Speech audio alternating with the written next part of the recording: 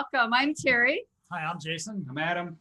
This is our son, Adam. So some of you guys, I know you guys, and welcome. And this is going to be informal. And so you've got, if you haven't been on Zoom before, you've got a little chat box at the bottom here. You can share questions with us when we get done. I can even have you unmute and then share your, ask a question, that kind of a thing. We may have a few more people join us as we go. But so today what we're going to talk about is Southwest Florida vacation rentals, which could apply anywhere in the United States, but particularly we're going to relate things back to Southwest Florida for you today. So with that, we'll get started. I hope I was flipping through some of the current listings just to kind of entertain you to get started. But with that, what we'll do is we'll share a little bit about ourselves. Some of you know us, some of you are new to us today. But as I said, I'm Terry Records. I've been in real estate about 31 years. I'm a broker. I own my own real estate company. I am a real estate investment coach nationally. And I help investors build wealth with real estate. I also own a property management company, and we do annual rentals for our clients, and we do vacation rentals. And Jason has a construction company. So we kind of got it all happening. We've helped a lot of people build wealth with real estate over the years. My story, some of you have heard my story before, but originally back in the early 90s, I was a single mom when this one was really small. How old were you? Like 5 or 6. And I was recently divorced, and my grandfather passed, left me $5,000. And I figured out how to build that up to $6.5 million over the course of the next 12 years, not having a model or anything to follow. So with that, that's kind of where my basis is. A lot of what's going on in the marketplace. If you aren't muted, go ahead and mute yourself. Let me see. That way we don't get disturbed. I think most people are muted now. So anyway, with that, we teach a lot of our clients those principles. I'm totally goal focused. My background is I was an occupational therapist in nursing homes originally. So everything we do ties in with people's goals and that kind of a thing. Jason, you want to tell them a little bit about you? Sure. Yeah, I am a licensed contractor. I'm a licensed real estate agent also. And back when Terry and I met, I was actually driving truck, which I'd done for a while, but I really loved doing construction. And long story short, when I met Terry, she showed me how I could, through real estate and investing and owning rental properties with goal planning, go ahead and quit my job and own some properties and start my own business. And together, we've done hundreds, probably 350 rehabs and over the years. And so my background is in construction and real estate, along with some other, He did get a preservation award from the City of St. Paul Architects, and then another project it was featured. It was a Frank Lloyd Wright home we did in Two Rivers, Wisconsin, and it was featured on the Fine Living channel. So yeah, that was a very fun project. But along the way, this one here, he's been in real estate almost as long as he's been alive, and that would be my eldest son. This is Adam Smith. Yep, and like she said, I've known real estate all these years because of her working real estate and everything. I didn't officially get into real estate until it was 2009 is when I started doing real estate full time. I actually had a couple of rental properties, actually flip house is what I started. Yes. So that was my first experience with it. We bought during the recession a couple flip houses. Ended up the profit from it we were able to use for my wife and I's wedding, paying partially for that. And then actually, in the meantime, I started buying. I had a couple of rental properties we bought before I got got full time into real estate. And so I have a lot of experience with that. And then over the last, 4 or 5 years, I've transferred over from my rental properties over to vacation properties, but I'll get more into that. Yeah, you own property in Minnesota. He lives in Minnesota, right. So this is a treat to have all 3 of us together today. And but he lives in Minnesota, and then he did 1031 exchanges, and also known as tax deferred exchange, where you sell your rental property. And instead of getting the money into your account, it goes to a third-party person, they take that and put it into an investment property, and then you don't get taxed on it. That's the big key there. So that's because of her. She's the one that kind of, let me know that that even existed. And so then I didn't get taxed on all my rental properties that I sold and then bought in exchange vacation property. So, but yeah, that's my history with it. I'm still doing real estate, but I'm doing now, it's partially real estate. And also I help book all these properties. We have kind of a unique way that we got everything booked, and we kind of keep it booked, 99% of the time during peak season, which is now, and about 75 to 90% during off peak, which is kind of unheard of down here, because off peak, it kind of slows down quite a bit, but we have some cool, unique ways of doing things. So awesome. So great with that. And online, you'll see a little picture. There's Carly up there, and she is our vacation concierge hostess. So, and she and Kathy are our hostesses that help our work with our guests as they come to visit. So we're going to kind of talk a lot. Let's start today with a little bit of where we're at in Southwest Florida. Even when I moved here, Jason and I moved here 5 years ago, Christmas Eve. Yes. And we had been in Minnesota is where we met. And I'd been stuck in Minnesota for 30 years. My dad was military, so I'd moved a lot, except I got stuck there because these guys were growing up. And so I didn't even know where Southwest Florida was. We had some friends that had been from here, and they said, oh, it's warm. And I said, okay, I'm in. And so the red section here is Southwest Florida. It's the Gulf side of the coast. You can see just south of us is Homestead, and then over on the East Coast is Miami. And then Fort Lauderdale is just north of that. So it's just over an hour and a half to get over to the other coast. Key West, the Keys are here at the bottom, and West Palm Beach as you travel north and go on up to Coconut Beach, and Daytona and Jacksonville and all of that. So the Gulf Coast is where we're at, and it includes a few different cities. And so as this map will show you a little bit closer, down in this area, we've got Marco Island. And that's home of a lot of, it's a separate MLS. It's very exclusive.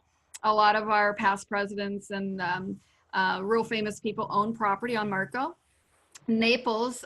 So what I like to do is, some of you are all we've got people even on the line that are from Germany right now. And so a lot of us hail from other places. And so how I want to explain Southwest Florida to you is kind of in terms of big city.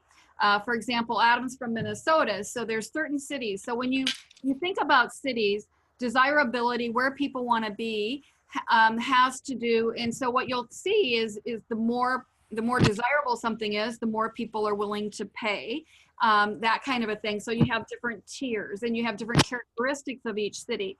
So what I'm talking about now, Marco Island would be more expensive, and then Naples would be next. Naples is very exclusive.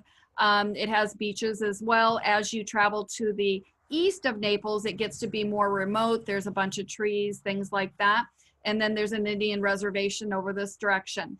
And as you travel north, we get to Bonita Beach and Estero. And those are nice areas as well. And it's busier. There's a lot of things happening in those areas. And as you travel north, you get to Fort Myers. Now, Fort Myers is an older city. A lot of Florida, I mean, certainly it dates way back, but it really wasn't accessible for a long time. And so you will find some houses in the historical parts of Fort Myers where they were built in the early 20s. Even we have the Edison Ford Estates and whatnot there. But a lot of it was very rural and was not built until later. So that is Fort Myers. And then you see a river here, and that is the Caloosahatchee River. And that river is an intercoastal river. It goes from this Gulf Coast, and it travels all the way over to the East Coast, and goes through Lake Okeechobee as well. And so so that's an interesting thing. And so Cape Coral, North Fort Myers is here, and then Cape Coral is here. And so Cape Coral was developed later than some of these other communities because they, when you develop cities, they start central and then they build out, right? And because that river was there, it took it longer to develop than some of those other communities. Tough to get around it without a bridge. Yeah. Well, it took a while. I think the bridge, it's, hi, Robin, you guys want to drop in the chat where you're from, that's great. And I can tailor my talk to you as well. So anyway, so they did build the bridge in the 60s and Cape Coral got a little bit more connected. Otherwise, it was a long way around, right? And so then we have an island here. There's a pass here called Matlacha.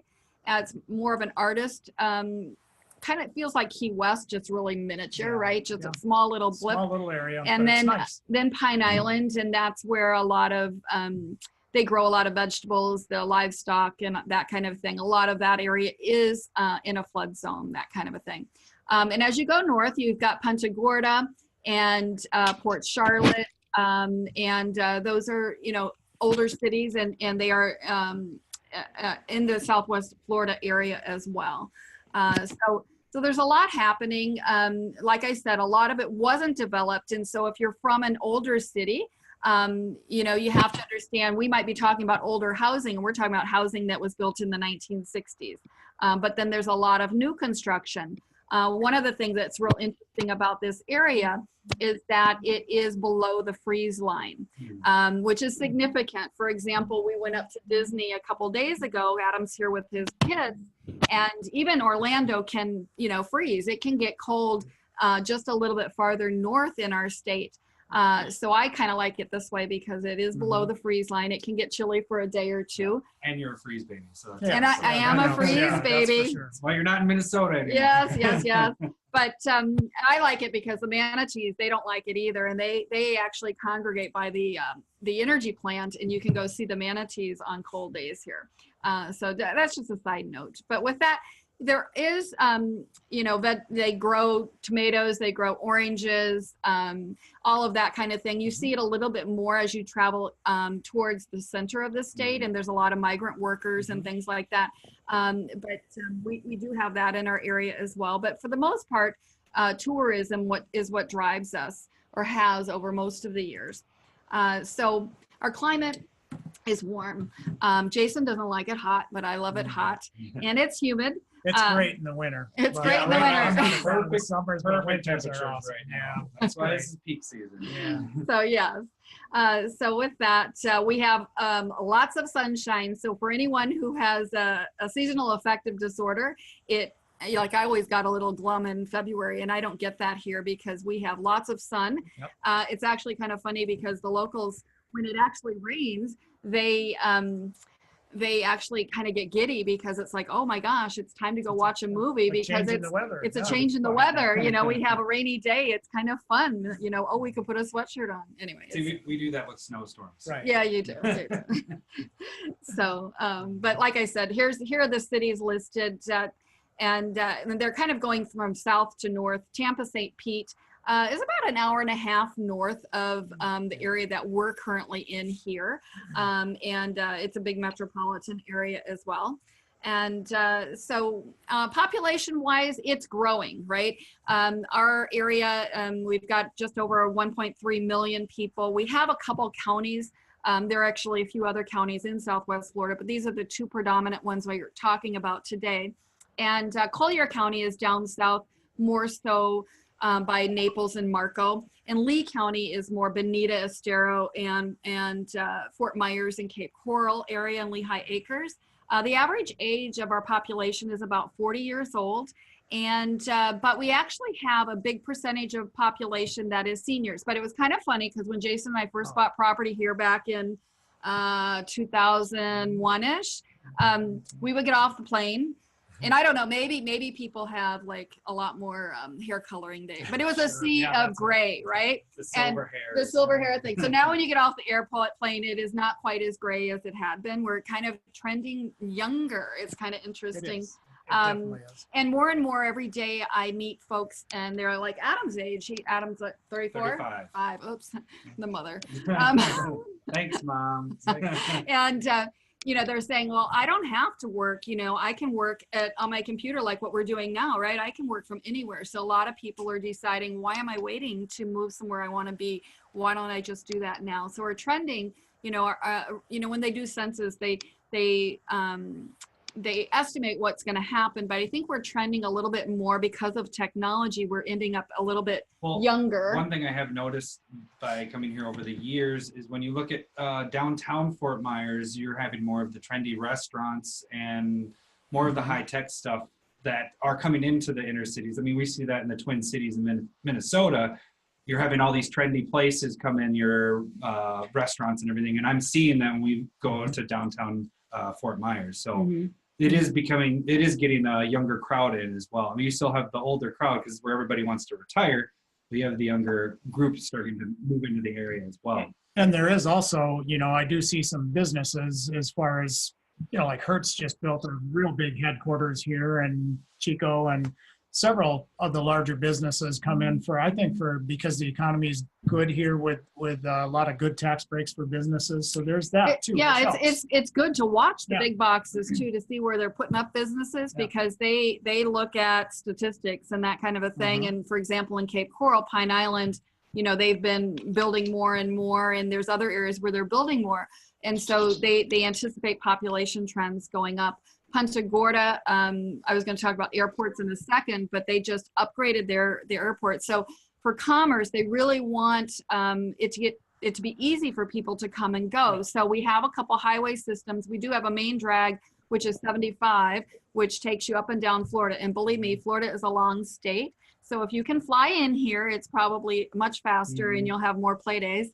And then on the east side of the state, they also have, I don't remember what highway that is over there, but it's fairly accessible depending on where you're from.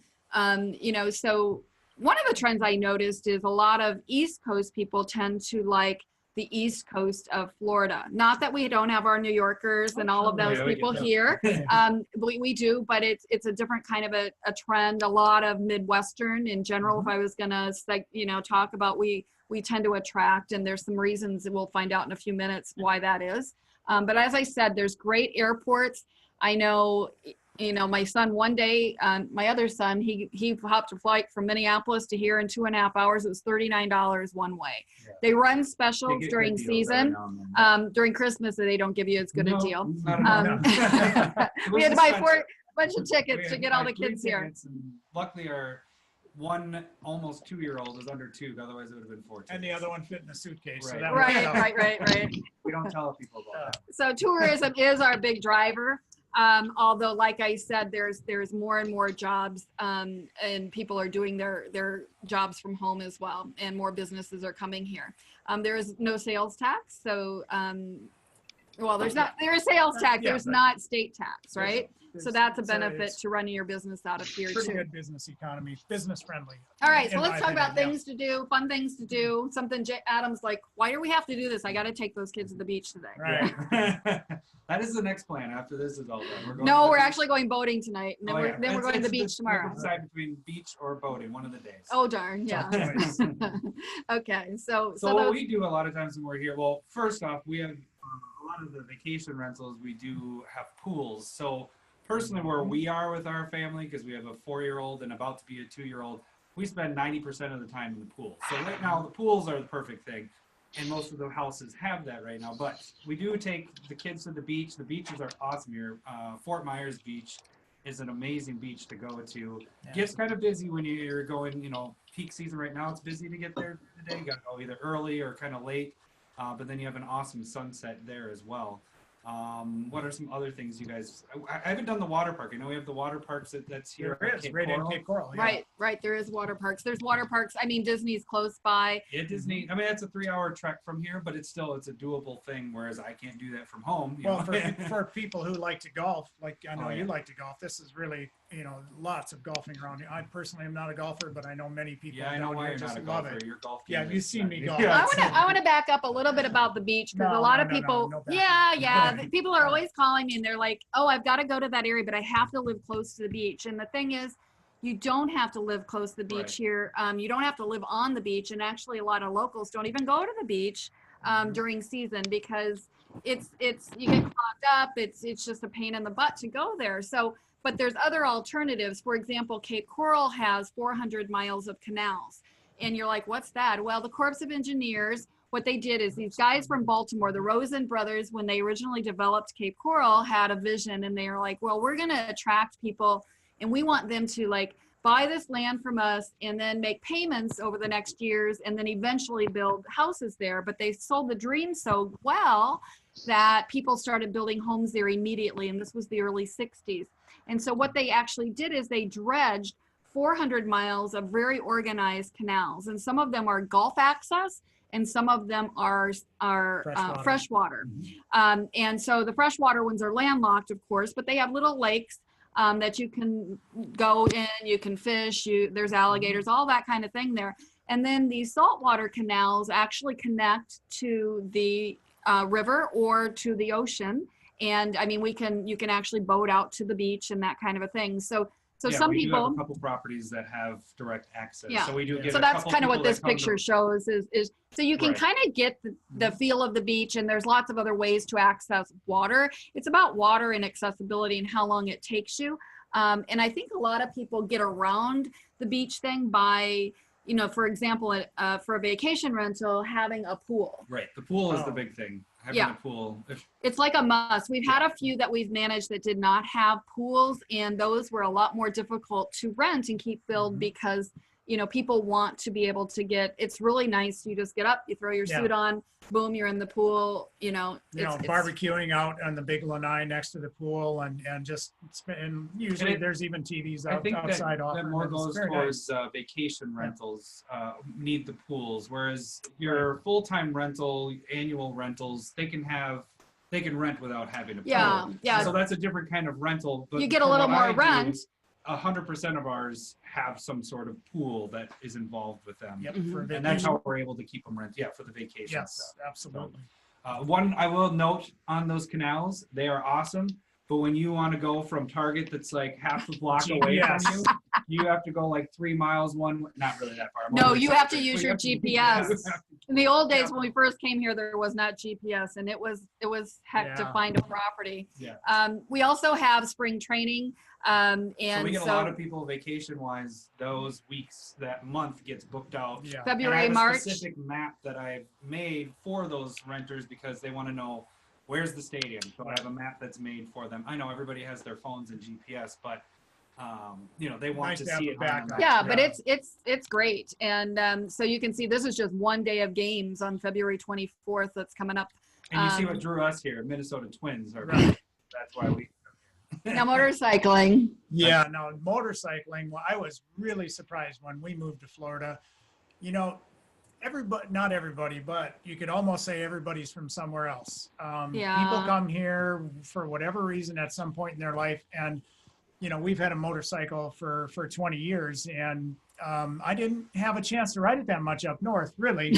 Wonder why. There's only a few months. As soon as we got down here, I couldn't believe how there's a big motorcycling community down here that's different. I mean, everybody likes to come down here and bring their motorcycles. Even if there were snowbirds here for a few months in the RV park, they're bringing their motorcycles. And there's there's organized rides, but there's so many impromptu rides. You know, half a dozen people call you up and say, we're going over to Solomon's Castle on Saturday. You want to ride with? You know, Right. and it's just great. So something, if you don't know about them, if you go to meetup.com, in any city that you're in, and you put in the zip code, it really is a great way to meet people. And what Yeah, Jason and I did, it's because fun. when we moved here 5 years ago, we knew 2 people. Right. We had to create a real estate empire out of that. And how did we do that? Well, we created meetup groups where we met people, we educated them about real estate. And that's actually how we've been able to coach the people nationally as well, was the stepping stone to teach us how to do that nationally. But what I want you to know about the people of Southwest Florida, because we're all from somewhere else, generally, there's a few natives, and the people are very open and friendly. I've lived in like 24 different places, and in general, everybody made a decision to come here for some reason, and they take time to interact. So if you have any reservations about people, you just have to put yourself out there. You go to meetup.com, join anything that interests you, go meet some people, and you'll be surprised at the fun that you'll have. Yeah, most everybody I've met has been very happy to be here. They, Right. you know, they came here by choice. Lots of biking and trails. I'm kind of going to move through. One of the things that people don't talk about a lot, and I didn't realize this, and I did see my hairdresser was on a few minutes ago. I don't know if she's still on. I can't see everybody at this second. She loves hot springs. She and her significant other, they go everywhere. And so it's really neat. And then, like, for example, this is just one of them up in Northport. There's this warm mineral spring. And Jason and I happened up there on an Easter day one day, and they were people, but people were getting out of their vans in wheelchairs, and because the mineral springs actually makes them feel better, right? And so, and actually there's big caverns under, it's a pretty amazing thing. So you can just go on lots of those tours as well. Lots of day trips. This is Solomon's Castle.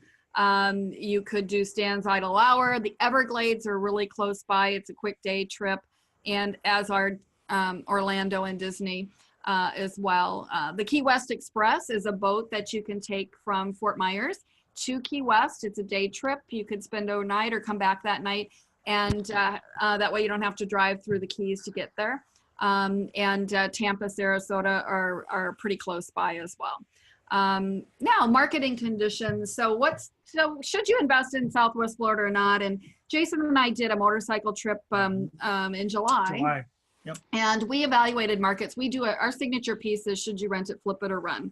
And we teach our investors how to evaluate markets on the spot and decide, is this a good time place to invest or not? Am I in with this property or not? But we did that game in Denver, Minneapolis, Raleigh, Nashville, Charleston, places like that. And it was really interesting because what we realized that Southwest Florida is a gem. It's actually very affordably priced compared to other areas of the country.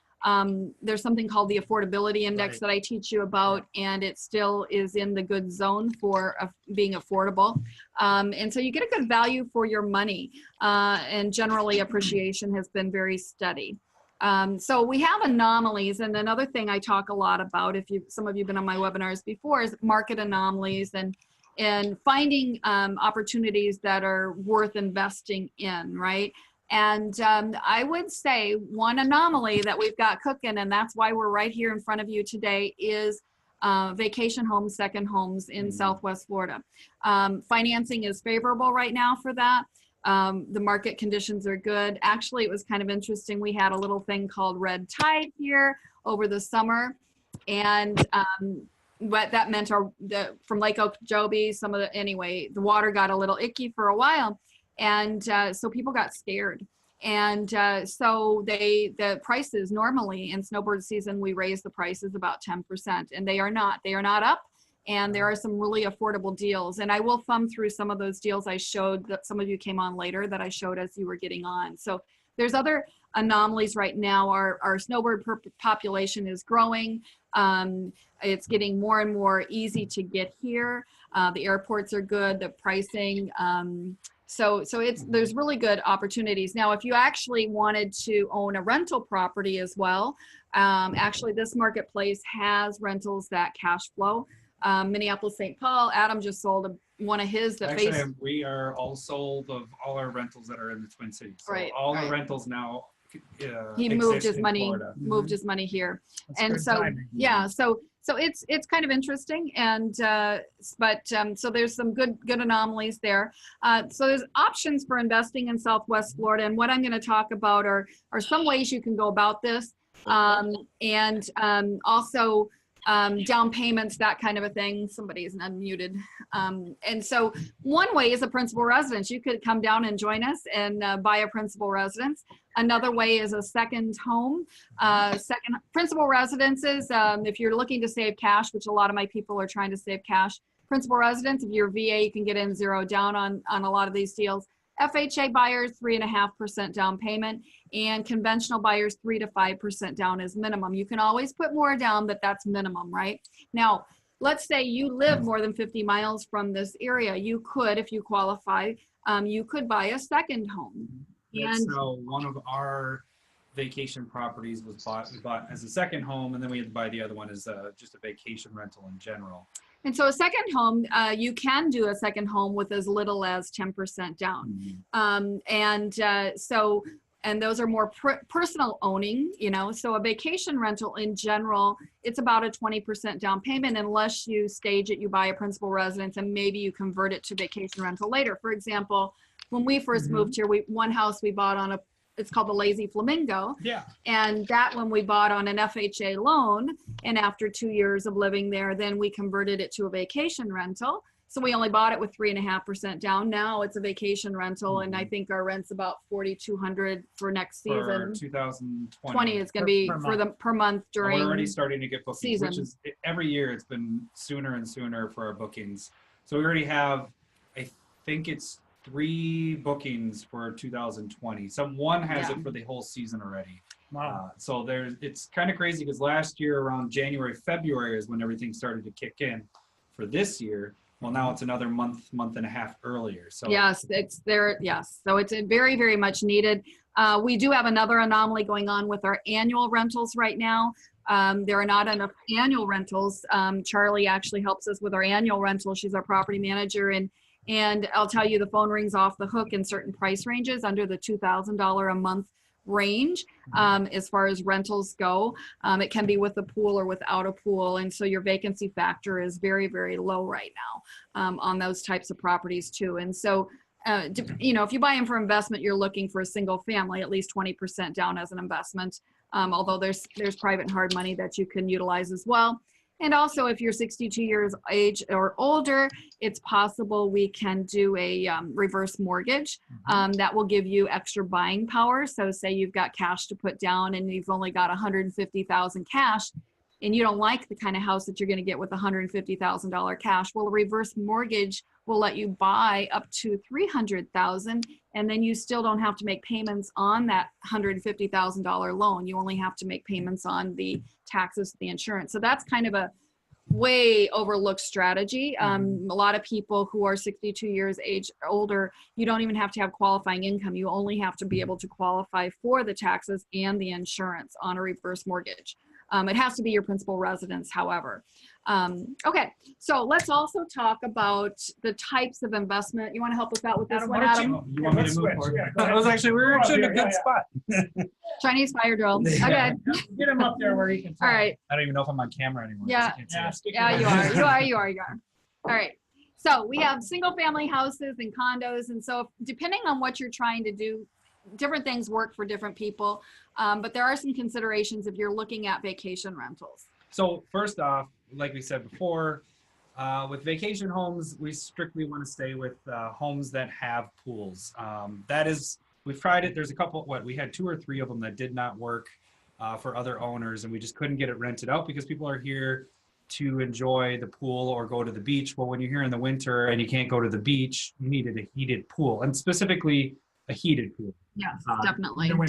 Right. Sure. So every owner that decides to go this route and they want to turn it into a vacation rental, we tell them if they don't have a heater on their pool, that's one of the number one things they need to start doing is change it to a heated pool. So electric is mainly what I don't think we have any solar ones, do we? No. Yeah. They're all electric. Yeah. So then the difference between a house and the condo is you've got association. And so that is something to consider, because when you're going to do a vacation rental, and I'm going to address that mostly here, there's number one, you want to think about what county. I started with Lee and Collier County, right? So Lee County, which is where Cape Coral and Fort Myers and Bonita and Estero is, that county is very open to vacation rentals. Collier County, I've been told they have a rule that's minimum 6 months. So they don't really like people coming and going every day, right? But Lee County says, yeah, we want that tourist money more, right? And so it's just a different philosophy. So you may consider that. So then that's one layer of rules. The next layer would be whether or not you have a condo or a townhouse. A condo or a townhouse may have rules. We have one that has a minimum, even during non-peak season, of 2 months. And so minimum rental. And it's a condo, so it's a little more difficult to rent the condos with the rules and everything. You know, this one doesn't allow pets. So you have to do some tricks and things. We still get it rented, And then some of them have the rules where you only can rent it out 4 times a year. So you can only have big guests. So they say no pets or over a certain, you know, they have age restrictions and things like that. Going back to that, the best case scenario is to get a pool home, because the rules that you have are your rules. There are no other rules that are keeping you from renting your place. Condos and townhomes work. I don't think we have any townhome vacation, but we do have a couple condos. They do work. You just have to figure out what their rules are before you. Sometimes they have to approve your tenant. Yes, that is a lot time. of them. They do have background checks where they need to approve your tenant. So the tenant needs to pay the $100 or whatever, $150. It depends on the association. Then they approve it, and sometimes it takes a week or two. So I can't get those last minute, and that's a big part of it. We get a lot of last minute people that come in.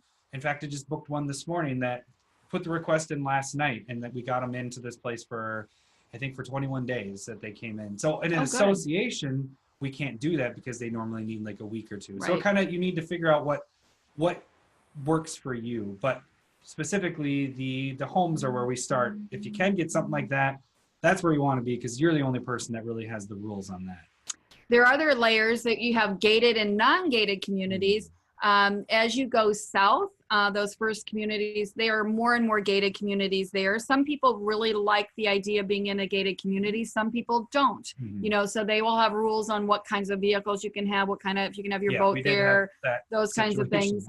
And then sometimes, you know, it's very difficult to get. I went to one gated community and I had my dog in the car. I was just checking on my vacation rental and they would not even let me drive into the community because no pets were allowed. Oh.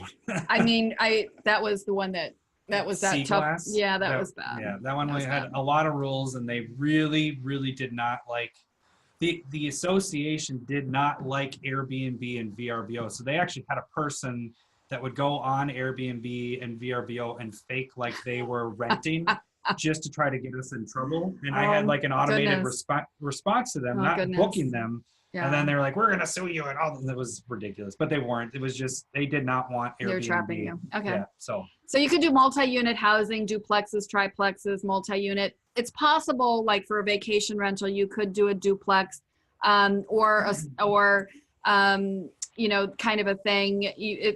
Sometimes you'll see them with a pool. It just, you know, you're going to have less people if you do that. But for regular rentals, they are needed. They are building more multi-units right now because when the downturn came, there wasn't any construction for 10 years. And so we were really down. We didn't have enough housing. And that's why there's such a big demand on rents. I would add one thing to this too, that this also depends on your location. Now, a lot of the pool home stuff that I'm talking about, the majority of our rentals are on the Cape.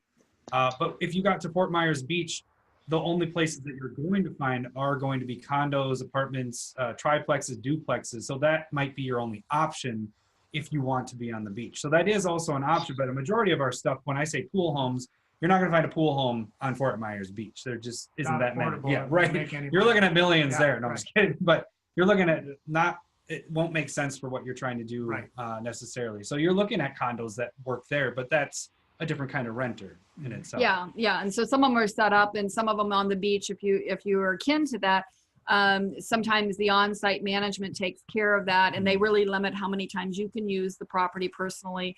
And then they just do a daily rental and kind of a thing. You don't have as much control. There are some of those around as well. So let's talk about second homes and vacation homes. So like I said, second homes, there are some rules you'll have to talk with your loan officer. You need to use that property so much a year yourself. Which works at least in the beginning. I think they can't make you do that for more than a year. But it's a way to get in a property. Another thing, well, you let the owners book, whether it's they use it for fun or owners just send me a message, normally an email, or they call or text me and say, hey, we want this week booked. And so then I just block it everywhere. And that's a way to get around the second home thing. Not around it, it's you're actually using it. You're blocking your days to stay in your home. So that's what we did with ours. Ours went directly as a vacation home, but we were using it a few times. I think we just needed to use it for a total of 2 weeks or something, I think, when we bought it. You have to check with the loan guys. I don't remember what the rules are. So make sure you play the game correctly, at least the first year. so that it's not a forever thing. They can't make you ever do anything forever, but at least for that first year, right? So a lot of questions I get from people that are like, oh my gosh, but if I got one, how do I maintain this thing? So when we started out, a lot of you came on late. Like I said, I'm real estate broker, property management company owner. Jason's a contractor, owns construction company. Adam does bookings. So most of Southwest Florida is set up so that our owners, they're used to everyone not being there. And so even if you live in your house, they treat you like you don't live there, and they bill you online, kind of a thing. And they're used to, there's so many services, and you can shop lots of different lawn companies or all the different kind of utility not utilities, but the pool companies and things like that. And they're used to, they're accessing the property when no one's there, kind of a thing. So that works really well. We recommend pest control because it is warm here. We have a few pests around, but maintenance, repair as well. Like for our property management for your property here, Jason takes care of all that because of his construction background. A lot of times he troubleshoots the property. You want to talk about that? Sure. I mean, it can be, oftentimes it's small, simple things, and I just talk them through what's going on, and can quite often figure out over the phone if it's a simple problem. Otherwise, I do have connections with, good people who will get out there quickly to solve this problem, whether it's plumbing or electrical, whatever that issue is. I can get a quick response to keep that tenant happy. I mean, we've even put in a pool for somebody. Built a pool for somebody, while they were in Indiana. So we can do anything that needs to be done. So typically what happens with pool service companies, they come once a week and they do your chemicals, right? Same thing with lawn companies. It's generally weekly. And then in the dry season, which is like now, it's every other week, typically, to take care of lawn care, kind of a thing. And it runs just under, depends on the size of your yard, $100 or less per month for lawn care, and $75 to $85, $90 a month, depending on who you get for pool service. So it's not a lot of money. Really as an owner, what you pay is what you just listed there. The cleaning, the concierge, a lot of that gets covered with the cleaning fee that gets charged to the guest. So guest gets charged X amount of dollars. It covers a lot of your expenses, except for what's listed here. So you have your pool service, your pest, your utilities, and then your cable. Everybody wants internet, cable, and everything like that. Other than that, the guest takes care of everything there. So there's also an 11% state tax. 11.5, it just went up, I think. Yeah, but actually, a lot of the websites we go through where we book all our stuff through, they collect it themselves and they send it out for you. So there's nothing that you need to collect there. So basically what's listed here, we actually pay your taxes for you. Yeah. Well, everything gets paid for you. The 11.5% gets paid. We actually have this all down to a science now that we've done this a few times, that we have recommendations of how to furnish your place. So even if you buy a house that doesn't even have anything in it, which I've done this 3 times with 3 of our vacation properties where we've had to just go right in. We just did it earlier this year on one. We know exactly the right places to go to get the best deals and the best looking furniture that you're going to love. And they're used to delivering it fast. You can furnish a house head to toe. If you got your walking shoes on, you can do it in a week, but it's a lot of, we used to fly into town. We used to fly into town and do it. It's stressful, but you can do it. You can do it. And it's not as expensive as you think. There are a few homes that they sell turnkey, which is everything that's in them. And if they've been doing them for a while, they might need freshened up, but that can be, you can buy one that way as well. Not too many people like to take all their furniture with them because it's a long way to haul it up north and it doesn't quite fit. Or they're selling a vacation home. Right. So they just, this is their second home and now they're ready to move on. So you do get lucky sometimes, but I haven't gotten that lucky. Yeah. So although furnishing is a lot of fun, just to tell you, it's weird because then you get home to your personal residence and you're like, I want to sell everything and do this again because you're just so used to doing that. So, but you're pulling up some extra or some current. Yeah, I just pulled some listings today. What listed in the last week or so, starting at about 257. I did Cape Coral just to start because there's a lot of water. You can see these waterways in here. Some of them are fresh water, some of them are salt water. And these are some of them are on water, but not the cheap ones. You should also note that things have kind of changed over the last couple of years, where you used to think that going north of, where was it? Pine Island, or even Veterans, yeah. Well, no, you were thinking Pine Island, going north of there, here. that we couldn't really, well, we just have we started our vacation rental and it's renting just as well as everywhere. Yes, so anywhere before, on the Cape, a couple of years ago, people preferred to be in Southeast Cape here or Southwest Cape. And the really beautiful thing is a lot of the United States people, Europe has already known how to shop online for a while, but all of us, remember now, I bet most of us online know what Uber Eats is right now. They will deliver your food, right? And so because they are starting to think that way, they're more open about other areas. And so they're more online. And so now our Northwest Cape actually has some salt water up there as well. It feeds out to Matlacha and goes north instead of coming down here and going the other direction. So there's some interesting possibilities. It's a little bit cheaper up here than it is down in Southwest Cape. It's a different look. It's a more rural look, and this is a little more urban. There's a lot of construction going on up there. But this community, Cape Coral in general, is a residential community. If you were looking and comparing cities and that kind of a thing. But they kind of starting here, you can kind of see, you know, you can get a house. I'm going to just flip through. All of these have pools. Nice cages on them. As you go up in price a little, then we're going to, you know, as I click through, you can see where it's located. A box appears around, it's highlighted on the map as I click. So you can see where these are. This is Southeast. And then here's new construction. This is actually a fairly decent location here. So it's beautiful, nice beautiful, house, yeah. Beautiful 379 with a pool. And then they do go on up as well, depending on how much you want to spend. But even as long as you've got a pool and it plays to the pool and it's bright and open, that's the best thing. I mean, we have had people that we've shopped for. Jason and I have had clients in Minnesota that said, "Oh, Terry, we want this or that." And so Jason and I go, he'll be a shopper, I'll be a shopper. We'll pick our best properties and then we'll go head to head, and then they buy them and they're happy. And then, you know, we can manage them if you wish us to, as well. So that's kind of how what property looks like. If you go to Naples and you buy property, you can add a couple $100,000. All right. So it's going to cost, the same house is going to cost a couple $100,000. So depends what your goal is and where you want to live. And if you need like cash you said, flow. Naples is more of a gated community. I mean, it can be. Parts of it is, yes.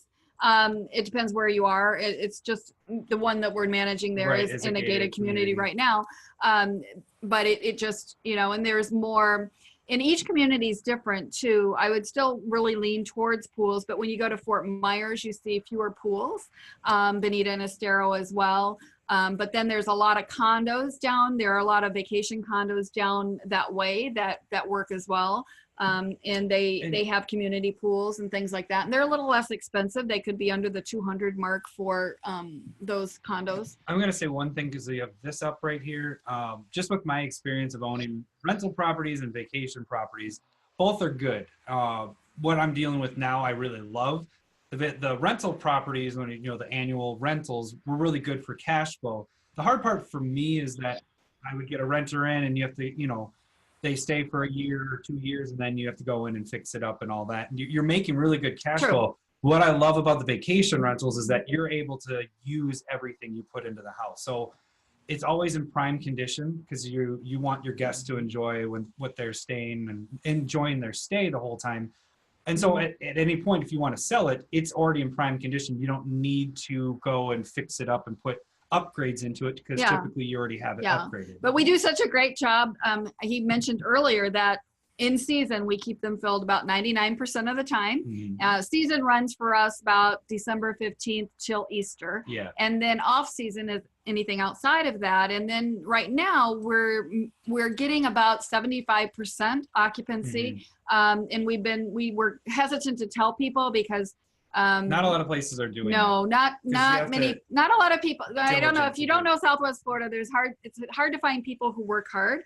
And you love Midwestern or whatever, people from outside because they are hard workers. So we figured out some strategies to keep our places occupied. They're not at the same rents as they are during season, but But for example, when Jason and I bought our first vacation rentals, at one point we had 12 of them.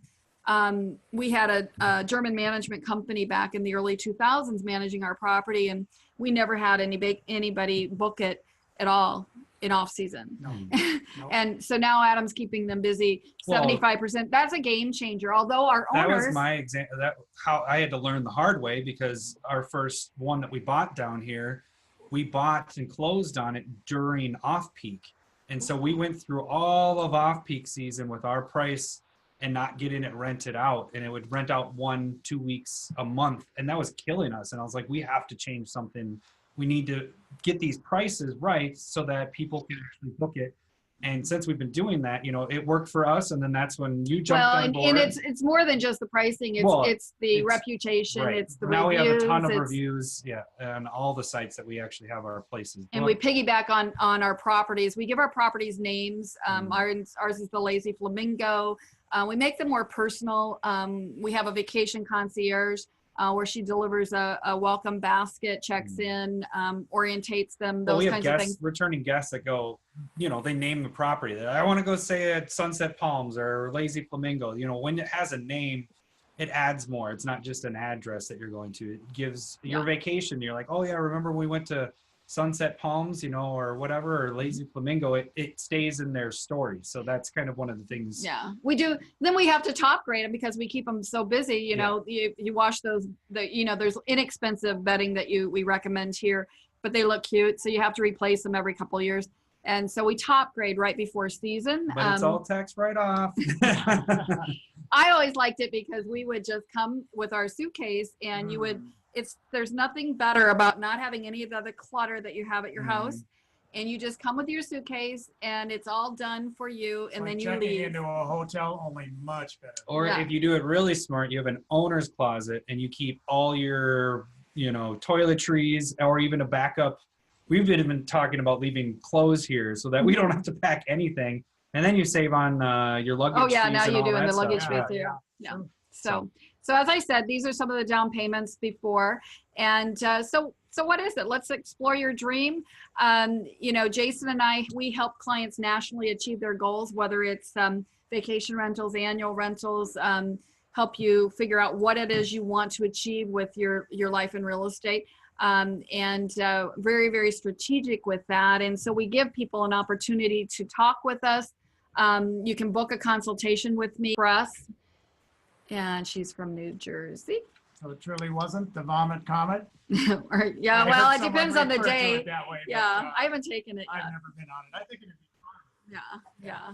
So. Hey, good. My wife is joining. Yeah. Oh, well, So yes, we're actually, somehow I got my times mixed up. So if you came in late and you missed some of it and you want to hear the rest, if you stay put at 2 o'clock, we're going to redo this because I was checking out all my postings and I saw somewhere I have the next hour posted, and so we will be redoing. So if you need anything, please book a call with us and we'd love to help you out. We never even told them what property management fees are and any of that kind of a thing. But so vacation rentals generally, we charge 20% to manage a vacation rental. And that's everything. Yeah. That covers everything. For you. Then for an annual rental, we charge 10% to manage it monthly for you. So I should say it's not everything. We don't pay your utilities and stuff. No, you pay your own. You pay your own stuff there, but managing them, getting the guests in. I mean, that's a lot of things. We have a guest check in, we have the guests leave, we have somebody that checks your property before and after. You know, we do have things that do get broken, but then if it does get broken, we do have every guest purchases insurance, so then that gets covered by insurance through the various sites and everything. So you're pretty much covered when you do the vacation stuff. Now every now and then a guest says that was already broken or whatever, you know, there are sometimes you have to eat the cost, but it's normally not that much. The insurance does help out a lot, and having multiple eyes check your property between guests help out a lot because you have multiple people seeing if there were things there or broken beforehand. Right. So Louise has a question. She says, if you put down 20% on a property, what's the return on the investment on a down payment like that? And so the thing is, if you keep your price under $350,000. So what you would get is an entry level pool home, probably in a community like Cape Coral. If you do that, you're going to probably make a little money. You're not going to, so a vacation rental is not going to make you a huge amount of money. There's advantages to it. It stays in great shape. If you buy one that's likely to be appreciating asset, but you actually get to use the property and everything you do is tax deductible. So there's other, so some people who are doing it, if people are looking for a vacation rental to build wealth, then I would probably recommend the annual rentals, where we do some flips, we do some long-term rentals and things like that. We can get a little bit better return on your investment.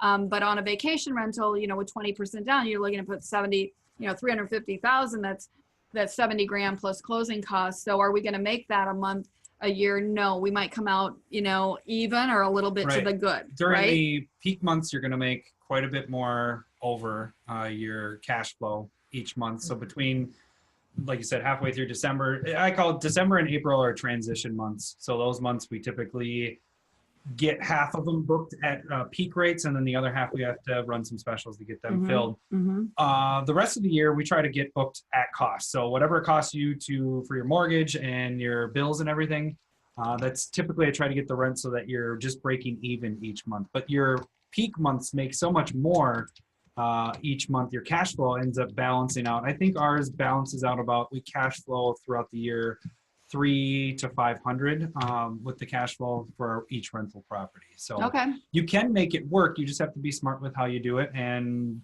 make sure everything's you don't have to have a huge house either. No. I mean, if we're looking at it just has to have 3 bedrooms, 2 baths, and a pool, and it has to be open. High ceilings are nice, and if it plays, so when you enter the door and it plays to the pool, people like that. As long as our pictures look good, it's easier to book. It's all about the pictures. Well, and the thing is even our pictures are good, but people don't come in and say, oh, your pictures are misleading. Actually, on all our reviews, they're saying, a lot of them say, this is what it looks like. So this is very good pictures. You do get some people that'll take pictures and try to misrepresent what their house looks like. On the MLS, sometimes people do that. Realtors sometimes, not us realtors. We don't do that. But you get people that can mislead. But these, you get good photographers that come in and take great pictures. You don't just we pay a professional. Adam is a good photographer, but he's not with me all the time. He does this. Yeah, it'd be expensive for me to fly down here all the time and take pictures. He does our bookings from Minnesota. He has a couple small kids, and then Charlie is our vacation concierge, and so she actually works on making everybody feel good and happy. He's lovely at doing that. And so those of you, I'm going to wait for 1 sec as I admit people, because I think we are going to have our 2 o'clock review go around. So thanks guys for, and those of you that just joined us, we are just finishing up and we are going to start again.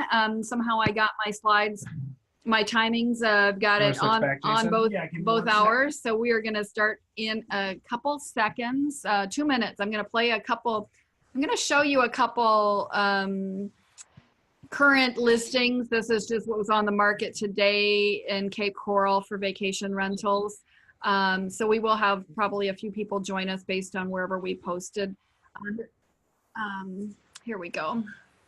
So these are, I pulled up pool homes in the Cape. Here's one at 257,000. Somebody's drawing on my map right now.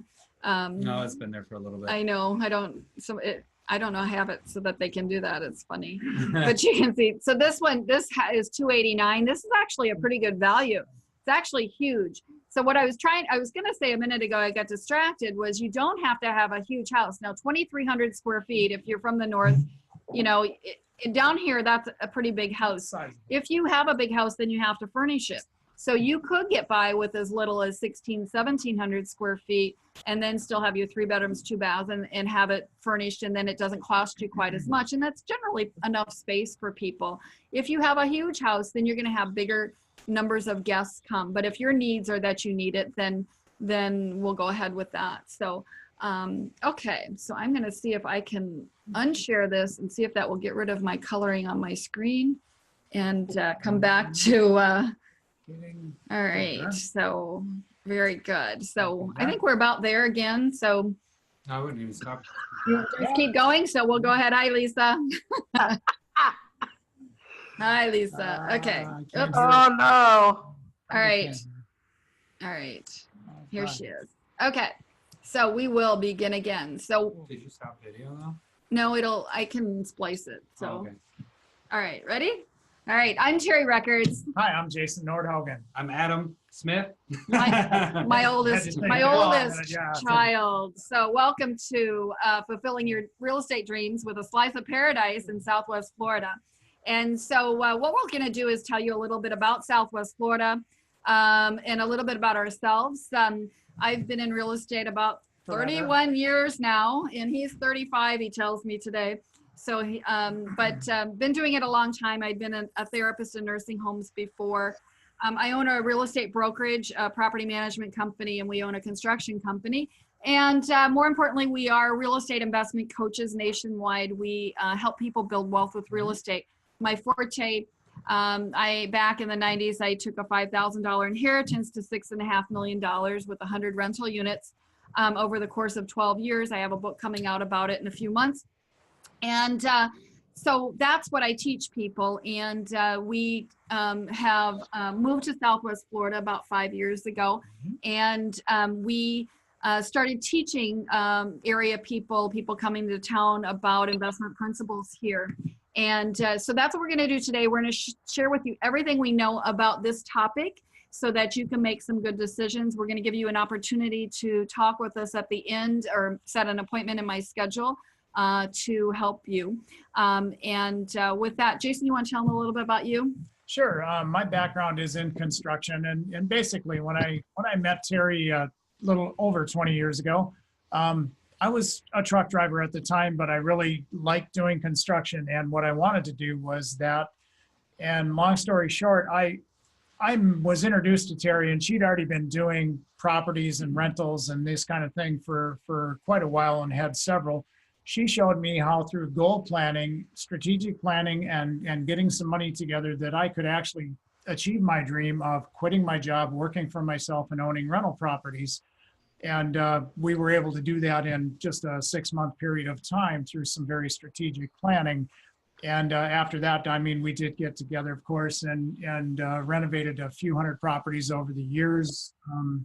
Yeah. One of them was on the Fine Living channel. That was a Frank Lloyd Wright home. That was one of our fun ones. And So we did those kinds of things. He got an award from the city of St. Paul for an architectural renovation as well. And so we have a lot of fun with it. As I said, we've got a book coming out.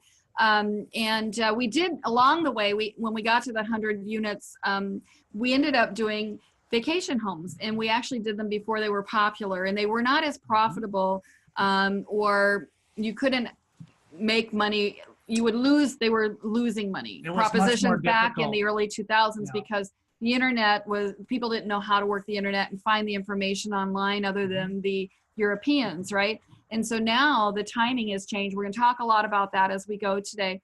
So Adam, this is my oldest son. Tell us a little bit about you. So, like she said, I have been in real estate or had real estate talked about every family event for the past 30 some years. Yeah, they're sick of it. The other kid is outside. He's not coming in. He's not going to listen to this. So I've been in real estate full time. I've had my license. I'm a real estate agent since 2009. That's when I kind of transferred into real estate full time. My first 2 houses before that were flip houses. Myself and my wife bought 2 houses, flipped them around. The money we made off of that helped pay for our wedding and everything. And then after that, we started buying rental properties or using the cash flow to, pay for certain things or whatever. And we ended up building, I think we ended up buying 3 or 4 duplexes in the Twin Cities. So I'm from Minneapolis, St. Paul area. And then over the past 2 years since they've moved down here, the market here is so much better for investment properties. I started actually selling my rental properties in the Twin Cities and buying vacation homes down here. And that kind of sprung a new business as we will get into later, but I manage getting all the vacation properties booked for all owners all around the country. and not actually our country. I have Canadians that we book for and everything too. Canadians, eh? Yeah, Canadians. So we book these out for people, and that has been an awesome. We have some cool techniques that keep these properties filled. We're at 99% during peak season and 75 to 90% during off peak, which doesn't happen down in Florida very often. Most people are not proactive in getting them filled here. So Adam does a great job of being proactive in keeping them filled. So I still have my real estate license in the cities, but up there, investment properties, you're fighting with tens of 20s of 30s of people, or they're just not good deals. And down here, it's still very good to get into, like you're saying, annual rentals, but also vacation rentals. And we'll get into that here as we go along. Mm-hmm. Great. So Southwest Florida, where are we? And I know even when we moved here, Jason and I have been here 5 years as of Christmas Eve. Yes. And I kept thinking, what's SWFL? Southwest Florida is the initials. So you know, so this red area here is where we're at. And so south of us and to the east is Miami. And then this long here is the Keys and Key West at the end. And Fort Lauderdale, West Palm Beach. And that's really from where we're at right now, just like an hour and a half, little trek across the state. It's you go across Alligator Alley and see a lot of alligators along the way. Mm-hmm. And it's very accessible. So there's a lot of things to do in that area. And then north of us is like Tampa, St. Pete. And then Disney is in the center of the state. It's only like 2.5 hours from where we are currently. So there's a lot to do in Southwest Florida. So currently, if you were to look at these cities, and I'm going to mention the cities along the way, and the way I like to tell people, a lot of you are from another bigger city. Diane's from Minneapolis, St. Paul. She's on right now. So bigger cities, you have areas where people pay more, like Lake Minnetonka in Minneapolis, right? Well, that's the case down in Marco Island. It's a little bit more expensive. Naples is next in line with that. Sanibel Island as well. And so what happens is, but then as you go farther north, Bonita and Estero, then Fort Myers, Cape Coral, Lehigh Acres is a little less expensive, and then Punta Gorda, you've got Port Charlotte. And so higher demand areas are more expensive. So essentially in Naples, we're gonna mute anybody. If you're not muted, please mute. And I don't know if I can hit the mute. Oh my goodness, there we go. Okay, one sec. All right. What happens, I got distracted. All right, so basically the same house in Naples compared to Cape Coral, which is in this area here, would probably be 150 to 200,000 different, right? So depending on what your goals are, it may be best to live in Naples or it might be best here. It depends on you and what your financial goals are, how much cash and money you have, and what you're trying to do with your property. So any one answer is not the same answer for everyone. You just need to know all the information in order to do that. So our history in Southwest Florida, if you're from an older place, it's pretty new here. So when we say something is old, it might be old if it was built in the 60s, right? That's different. It's not like Minneapolis, St. Paul, where it's London, Yes. right? Or London, right? So there are some. So for example, the first things that were built is the inner city. So Fort Myers, you have the Edison Ford Estate. So that's when those guys were here, and everything was not built up then. There's houses in the 20s and that kind of a thing. But then like Cape Coral, that community basically wasn't really developed until the 60s by the Rosen brothers, the Baltimore Rosen brothers, and they had a dream to develop Cape Coral. So it's very interesting how everything is different. It looks different and architecture and things like that. And so you have to kind of know that. But we're known for our beaches, our lush tropical landscapes. And we have a winter resort economy. There is citrus. We do have a lot of that going on. You'll find it more if you just drive half hour inland. You'll find a lot of orange, avocado trees, all those kinds of things. They're there, and they have migrant workers that work that as well. But the reason a lot of people like us is our average temperatures are pretty warm. They're hot and hotter and humid and humider. And Jason hates it hot, and I love it hot. Yeah. The only good place for a humidor is a cigar. So anyway, it's warm That's here. a dad joke. Right? And yeah, whatever. So there we go. But we have in the winter, like right now, it's our dry season, and we may not get rain for a couple months. But then in the summer, it rains every day. But it might not rain at your house, but then half a block away it rains. It's really sporadic and short-lived and brief, really fast. Yeah. So, and everything is really green and lush during that time period. But we have a lot of sunlight, 266 days of sunlight. So if you have a seasonal affective disorder, you will like it here. I used to always get, my assistant would put my happy light on around my birthday, which is in March in Minnesota, because I was always a little grumpy that time of year. And here Had nothing to do with the birthday. Yeah. Whatever. All right. Anyway, I don't need that here because there's a lot of sun. Actually, I was saying earlier that when it does rain here, the locals get kind of giddy because they're like, oh my gosh. They act like it's a snowstorm because, otherwise it's sunny every day. And now it's like, oh, we should go to the movies or go do something, take a day off because it's rainy. It's funny. That's what we do in Minnesota. Yeah. Yeah, betcha. I was like, yeah, you're sure, you betcha. So here's the cities. Like I said, you can kind of see how they lay out. Your comment box is gone. Yeah. Oh, I got to find it again. Okay. So if you're writing to us and we're not answering, it's because she I expanded clicked it and wrong. then panicked and hit the X button. And I now did. we can't see it. I'll have to find it when we're done again. When I'm talking, I'm not then you that can look for techno. it. It was like, oh, she panicked and she closed it. Whoops, that's mom. Okay. You don't get all three of us. Adam's visiting right now. He's Yes. staying at his vacation rental. He blocked that off, and he's like, really? Do we have to do this? Because I want to go to the beach. Yeah. So we are very well connected. It is a long way down Florida. Florida is a big state, kind of like Texas. And you have to drive down 75 quite a ways to get to us. Yes. When you hit Florida, you're not here yet, let me tell you.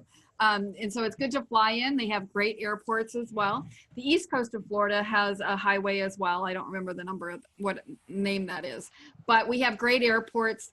They actually just expanded the Punta Gorda airport. So depending on where you go, so you check different airports because it might be cheaper or more direct flight to go from one of these airports to something else. But sometimes even during season, just to go to Minnesota, for example, my other son, I missed booking his ticket one day, and he got at the airport and he got a flight for $39 here one way one day. Doesn't work right now. No, right now it's Christmas time, very so expensive. it's $400 round trip, but Well, you it can just find very depends. good It deals. depends. Yeah, there are very good deals that come down here. So they really work at making airfare affordable, and they know that people want to get in and out, and so it's very friendly for airfare. So you have to keep checking, right? We do have a seaport. The Port of Manatee has full range of services, lots of commercial fishing as well. Tourism is our major economic driver, but other things are coming along too. But one of the things that I really like about Southwest Florida is that we are below the freeze line. Because you're a freeze baby. Yes, I am a freeze baby. And even when you go as far north, 2 hours north, you are above the freeze line. So, we might think we're warm here, and then you go up to Orlando for the day and you freeze your knickers off. And so it's just, Way shut up. to PG that one. What? Your Oh, knickers don't off. do a thing with your kid before, okay? Anyway, it's my Zivaism. All right. So otherwise, we have beaches and boating. And I think we're going boating this afternoon and then to the beach tomorrow with the 2- and 4-year-old. With the boating, there's a lot of fishing. There's a lot of fishing and our waterways. We are known for our water. A lot of people will, when they contact me, they'll say, well, Terry, I've got to be at the beach. Because you think, and I think I've thought that before I moved here. We did. You thought that. think you have to be at the beach because you're going there. Why am I going into Florida if I'm not at the beach? But not a lot of people want to be at the beach. The beach is a very busy place. And a lot of locals don't like to be there during season. You can spend a lot of time waiting in line, It right? can be a lot of fun, but it's And I It's can crowded. attest But to there's that also- right time of year. now where our kids are with their age. They're starting to get to the beach is going to be fun, but for the last 2 years, I have a 4 and about to be 2-year-old. the beach was not fun. We would get there. Actually, my story of the beach the last time or 2 times ago. I remember that story. We went to the beach. We had a 4-month-old and then a 2.5-year-old, and we get there and the wind was blowing, the sand was going on our 3-4-month-year-old. Our 2-year-old was having a fit, so I went back to the car, brought a load back, then came back to get them. And by the time I came back again, there was a friggin' car parking ticket on our car. I was like, oh my gosh, never the beach again. Anyway, it's better if you just stay at the beach and you never leave the beach if you like the beach. And so right now, the pool, when we come, we're in the pool 90% of the time. That's what we do. And then we go to the beach for a day. But now the boys are getting to an age, where the beach is going to be more fun. But you go to the beach and then you come back. It's not necessarily a thing where you want to stay on the beach. There is a lot of water. It's just, where is the water? The water is at the beach. The water is up the Caloosahatchee River. Cape Coral. You're saying the water's at the beach? Oh, help me, people. This is our second run through. This is all right. So Cape Coral is a community and it has 400 miles of canals. And as I said before, the Rosen brothers developed it in the early 60s. And so they had a vision. Their vision was they saw this hunk of land that nobody wanted. It was swampland. Remember that joke, swampland in Florida? Well, this was the place. And so they divided it up in parcels. And they're like, yeah, you want to buy a piece of land? I have the articles too, where they were selling it in a piece of land in Florida, for $1,900 to $3,900, you could buy a lot, right? And so they were trying to sell people on the futures on it, said, buy it now and develop your house at 10 years from now. They didn't want to really do the development, but they had to, because once they did that, people said, well, I want to live there now, because they used to have all the movie stars on there. They were skiing around and all those the films were here. So anyway, they developed these canals through the Corps of Engineers. There's 400 miles of them. Some of them are, I hate it. Yeah. So anyway, yeah, guys. 400 miles of canals. Yes. Some of them are salt water, some of them are fresh water. It's more than Venice, Italy. It makes some separation for your house, and you don't, in order to have a vacation rental, you do not have to be on water. It will cost more money depending on what kind of water you're on, but it's a nice feel if you do. We can rent them just as easily without. I think a majority of our homes are not on canals. Right. I think we have probably 75% of them are not. They're just pool homes. We do have lots of cultural events, a lot of theater, things like that. It's increasing. You could eat out every day of the year for 5 years straight and not go to the same restaurant. A lot of the area is pet friendly. A lot of people like to travel with their pets, and especially dogs. And so lots of golfing as well. We are the home to the Grapefruit League of spring training. The Minnesota Twins and the Boston Red Sox are here. And actually all the other teams are close by, and this is just a day you can see close by. You can go to any games. So your team is here. They're playing back and forth with all the guys for about a month and a half. You can see lots and lots of spring training. And let me tell you, it's a lot more fun here than it is like in Minnesota, because even, well, it would really stink to play right now. Well, yeah, but Minnesota, you can't even see the numbers on the Smaller shirts. stadiums, but very nice stadiums. Yeah, it's fun. A lot of good food. Really fun, good food. Eat my way all the way around the park. That's what Jason does. Yeah. You can go there 50 years and eat the same. I don't know. I was trying to use your same thing, Mom. Sorry. Yes. So motorcycling is another thing. If yeah, when we moved down here, we've had the same motorcycle for 20 years. But we didn't get a chance to ride it as much up north as we'd like. And I mean, the amount of motorcycling down here is pretty incredible. It surprised me a great deal. We've had so much fun with people that we didn't know previously, but there's a lot of unorganized rides where people just get together and go somewhere. They might be going to Stan's Idle Hour for a burger on a weekend, and they just say, hey, we're going, you want to come with? And a bunch of people get together and ride. And it's a great way to get around and another way to get things to in know Florida. people here are what I have on the screen, meetup groups. Yeah. And so like when we moved here, we knew 2 people 5 years ago, and we actually ended up creating real estate education meetup groups. And we have a few thousand members, and we started teaching like 70 seminars a year. And that's where we've met a lot of people. What I can tell you about the people here is, especially newcomers coming to the area, they're all very open. They're very friendly. And it's really amazing. It's really an amazing thing because the people are wonderful, and Yes, they're there. They're here by choice. I have a travel meetup, and Adam came to town, but one of my new travel gals I'd met in my travel meetup, it's called Bucket List Travelers Worldwide. And she says, well, Terry, she says, I'm alone for Christmas. She said, I wonder if any of these other people in this new group that I formed are available. So she put it out there. And so for Christmas Day, she had 25 people at her house that she didn't know, and they all brought things. And I'm sure they had a great time. We didn't get to do that, but people are open. It's different when you're up at home, you're with your family, right? But when you come down here, your family isn't always around you, and you're kind of a loner. So you will find if you are spending time here, you will find other people to do things with, and they're just more open, and there's more different fun things going on at all times. So lots of biking, not a lot of hills. You might have to cross over a canal. There's not hills here. And one of the hidden treasures a lot of people don't know about is there's hot springs everywhere, all throughout Florida, freshwater springs. There's one, for example, this is one, Warm Mineral Springs up in Northport. The city owns it now. And people we ran across this one day on a motorcycle ride, right. and hadn't just. We didn't even know about it. It was great. And people they were getting people out of vans and wheelchairs and taking them up to the edge of this pond, because this warm mineral springs supposedly makes their joints feel better. And some people spend their whole summer there or winter there from other countries. So there's endless day trips. This is Solomon's Castle. It's a unique experience. Jason talked about Stan's Idle Hour, the Everglades. Yeah, down there by the Everglades. The Everglades are down there. You can take rides, and they're fun. Yep. And then Disney is just 2.5 hours away as well. The Key West Express is a boat that you can take from Fort Myers to Key West. It's like a 4-hour trip, and you can spend the night, or you can come back the same day. And Sarasota, Tampa's close, Miami, Fort Lauderdale as well. So let's talk a little bit about the current market conditions in Southwest Florida. So actually our conditions are very good.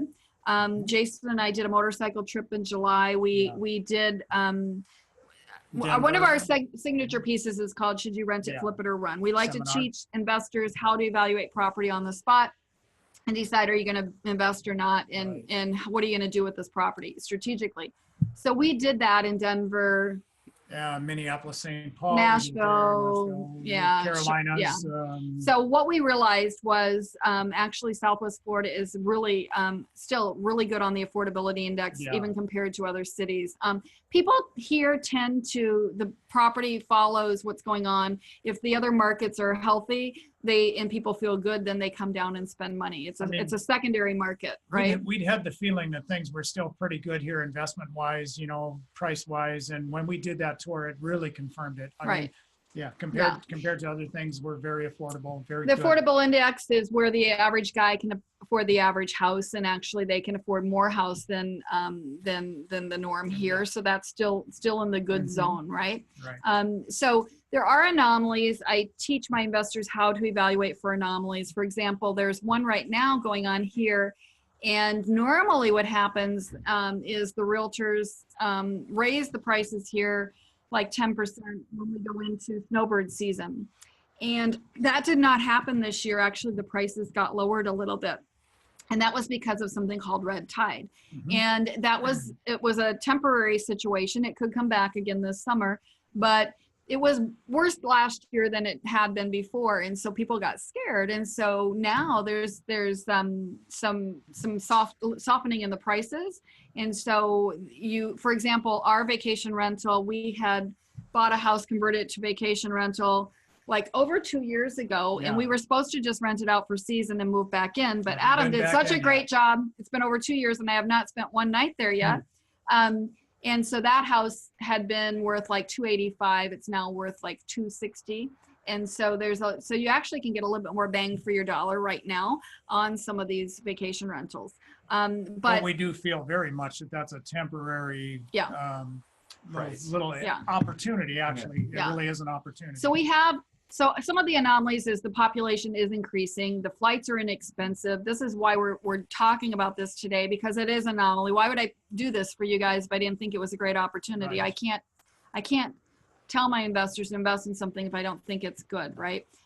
Before the downturn, January 1st of 06, I never, it was 2 years before the economy knew what was going on, but I couldn't tell my investors to invest anymore because I knew what was happening, We quit right? doing seminars Anyway. and everything. All right. So with that, here's some options for investing in Southwest Florida. You guys want to do your Chinese drywall? Chinese drywall. Chinese fire drill. We have Chinese drywall down in Southwest Florida. You have to be careful of. Jason's good at helping you with that. But so welcome to Florida, principal residence. So there's some ways you can invest. If you're going to live here full time, then do a principal residence. I'm always trying to save my clients cash, right? Some people have unlimited amounts of cash. Not everybody I know has unlimited amounts. So I try and save you cash. As a principal residence, if you have qualifying income, I can get you into property with 3.5% down. If the property needs rehab, which I can do too, we can create, we can actually even add a pool to a house that doesn't have a pool. We can rehab it to make it to the 10s. We can, all kinds of things. We can do that within a rehab loan as well with a 3 to 5% down payment with a conventional loan. So that's for a principal residence.